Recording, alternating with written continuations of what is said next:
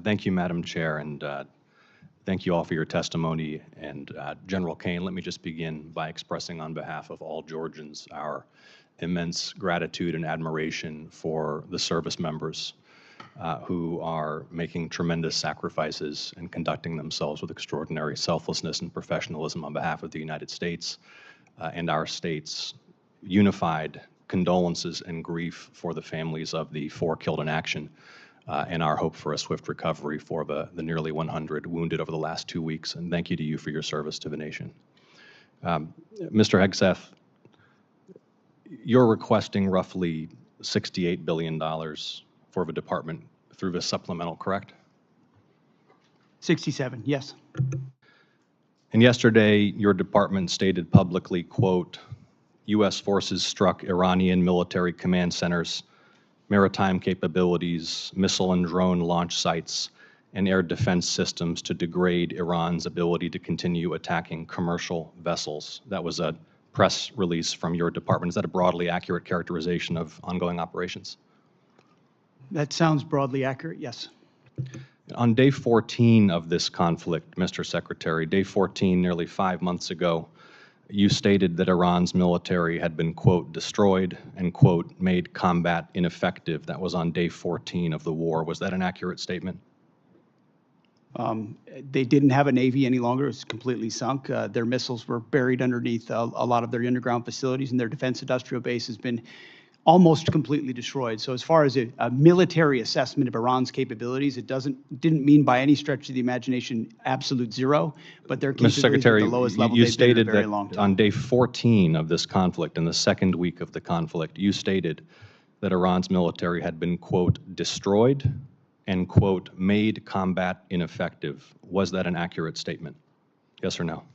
Iran's ability to challenge the United States of America at the level at which we're capable of. That's not what I asked you, Mr. Secretary. You said on day 14, Iran's military had been, quote, destroyed and, quote, made combat ineffective. Yes or no, was that an accurate statement? What the American military has done to the question? Iranian military is a historic military Will you defeat, answer the and question they're ineffective under oath? in that context. 3 weeks later, you declared victory. That was now nearly 4 months ago.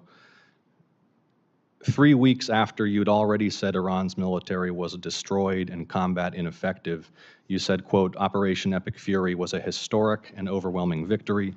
You said Iran's military had been rendered, quote, combat ineffective for years to come. And you stated we had, quote, achieved every single objective. Were those accurate statements? It certainly was, on behalf of the men and women in uniform, a historic military victory over Iran. Had Iran's military been rendered, quote, combat ineffective for years to come? That was a statement that you made 4 months ago. They had 160 naval vessels. You need to answer the questions, Navy, Mr. and Secretary. Their Air Force is completely combat ineffective, and they don't have a defense industrial base. So describe to me a country that doesn't have an Air Force, a Navy, or a defense industrial base, and I will describe to you a country that does not have an effective military. It can lob missiles. Mr. Secretary, you stated 4 months ago that Iran's military had been rendered, quote, combat ineffective for years to come. Has Iran's military been, for the last 4 months, combat ineffective? It's been set back not just years, but likely decades. You stated we had, quote, build at the level it did before, and not even close. It doesn't mean it doesn't have capabilities. Mr. Secretary, you stated we had, quote, achieved every single objective. Was that an accurate statement 4 months ago?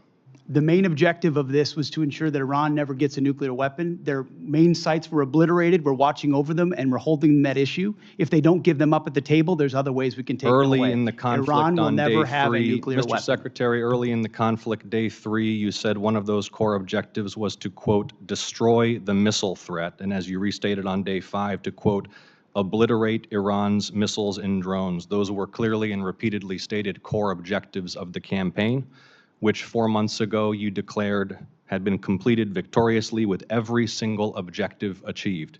Were those objectives achieved 4 months ago? No one ever stated that every single missile was gone. Ultimately, combat ineffective means they're not able to dig them out of their UGFs and shoot Had at the us. missile It threat doesn't mean they been don't defeated have 4 underground months facilities ago? where they put missiles in them and hold on to them because they're the world's largest state sponsor of terrorism. So we never expected they would stop having capabilities to shoot. The question is at scale against an opponent like the United States of America, which went toe-to-toe with them and Iran couldn't. And You cannot stated on handle it. March 8th, day 9 of the war, on 60 Minutes, you assured the American people of Iranian surrender. Does that remain your prediction? Ultimately, Iran will never have a nuclear weapon to threaten the United States of America. That has been the objective, and it remains so. So just to review, you will not answer whether your statement made on the 14th day of the war that Iran's military had been, quote, destroyed and made combat ineffective was a truthful statement to the American people as you sit here and ask for tens of billions more The for the conflict? senator's time has But a expired. historic and effective military campaign against the largest state sponsor of terrorism. Won't and answer will the ensure question. they never Senator get a nuclear weapon, Peters Senator. is recognized.